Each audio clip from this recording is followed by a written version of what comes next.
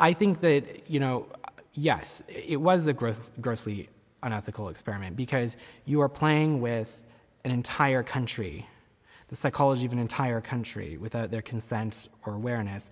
And not only are you playing with the psychology of an entire nation, you're playing with the psychology of an entire nation in the context of the democratic process.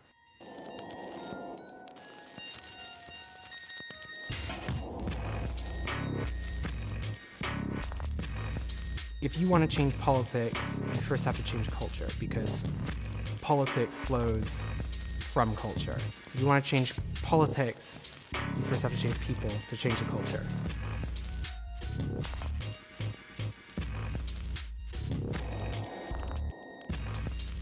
Yeah, so we would know what kinds of messaging you would be susceptible to, including the framing of it, the topics, the content, the tone, whether it's scary or not, that kind of thing. So what you would be susceptible to and where you're going to consume that. And then how many times do we need to touch you with that in order to change how you think about something.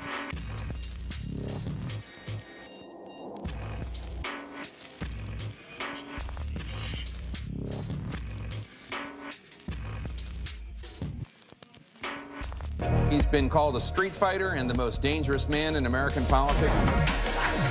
You argue for your freedom, and they call you a xenophobe.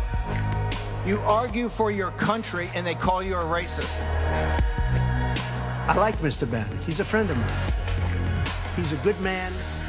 He is not a racist, I can tell you that. He's a good person.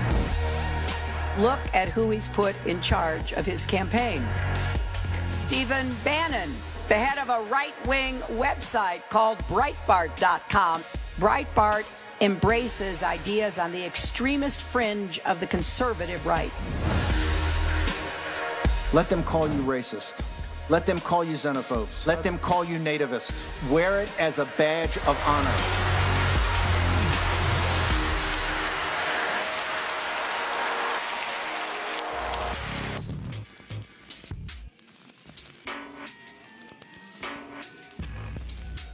Collecting data on people and you're profiling them, that gives you more insight that you can use to know how to segment the population, to give them messaging about issues that they care about and language and imagery that they're likely to engage with. And we use that in America and we use that in Africa. That's what we do as a company. Yeah. We've done it in Mexico, we've done it in Malaysia, we're now moving into Brazil.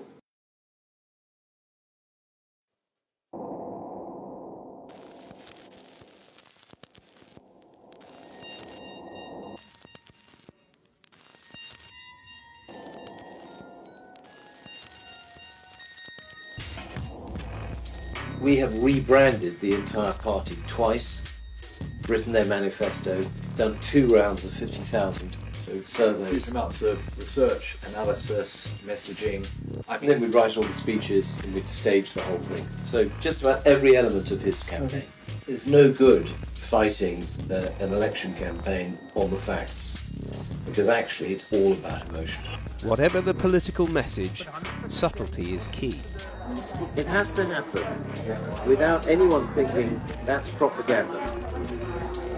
Because the moment you think that's propaganda, the next question is, who's put that out? Yes.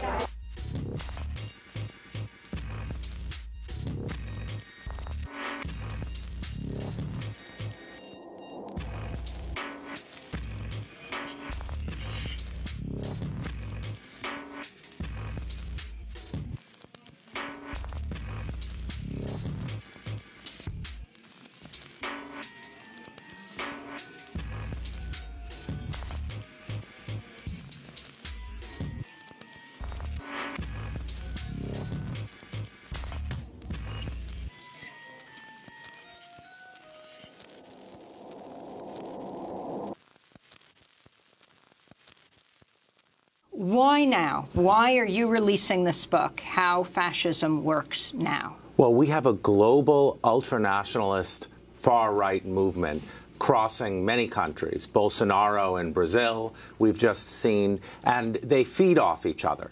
So I think right now it's very important to make people aware of the features of fascism. The 10 pillars of fascism, what are they?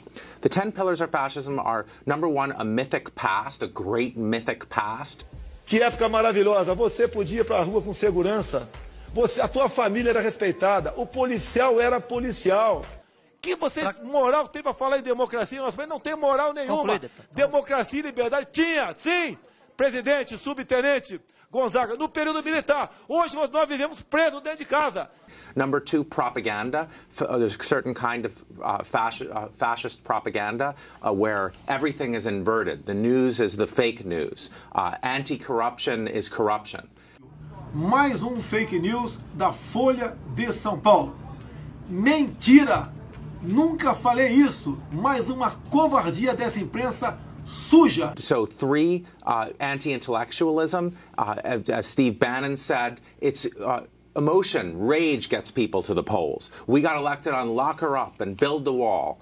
Hitler in Mein Kampf says you want your propaganda to appeal to the least educated people. Number four, unreality. You have to smash truth. So reason gets replaced by conspiracy theories.